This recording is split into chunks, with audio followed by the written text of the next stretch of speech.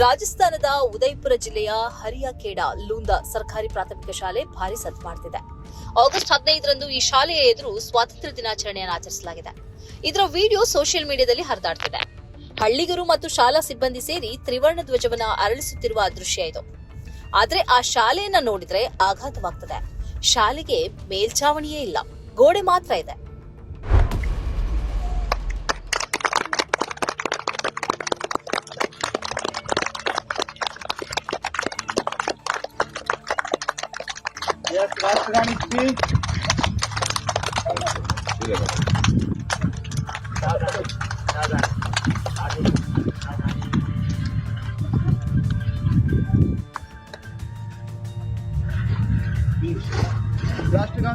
ರಾಜಸ್ಥಾನದಲ್ಲಿ ಬಿಜೆಪಿ ಸರ್ಕಾರ ಇದೆ.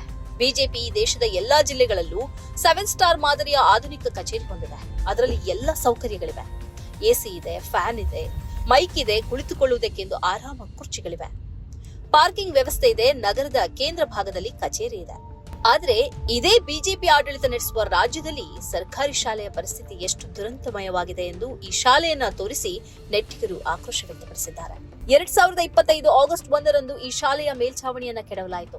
ಬೀಳುವ ಸ್ಥಿತಿಯಲ್ಲಿ ಇರೋದ್ರಿಂದ ಹೀಗೆ ಮಾಡಲಾಯಿತು. ಆದ್ರೆ ಕೆಡವಲಾದ ಮೇಲ್ಛಾವಣಿಯನ್ನ ಕಟ್ಟುವ ಕೆಲಸ 1 ವರ್ಷ ಕಳೆದರೂ ನಡೆದಿಲ್ಲ. ಇಲ್ಲಿ 1ರಿಂದ 5ನೇ ತರಗತಿಯವರೆಗೆ ಕಲಿಕೆ ನಡೆಯುತ್ತಿದ್ದು 40 ಮಕ್ಕಳಿದ್ದಾರೆ.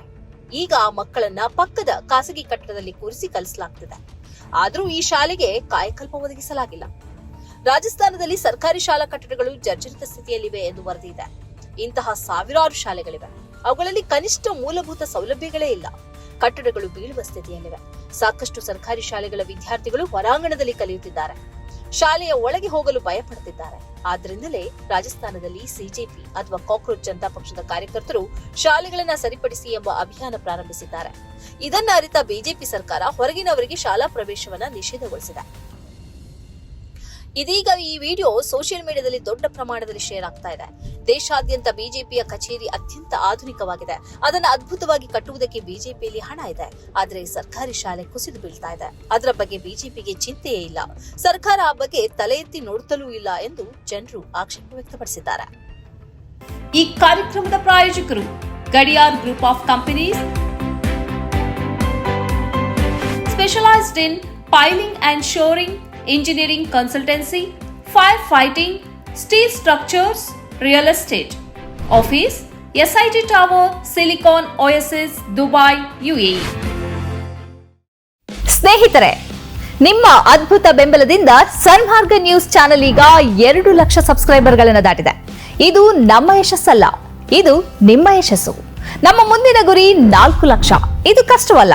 ನೀವು ಮಾಡಬೇಕಾದದ್ದು ಸಿಂಪಲ್.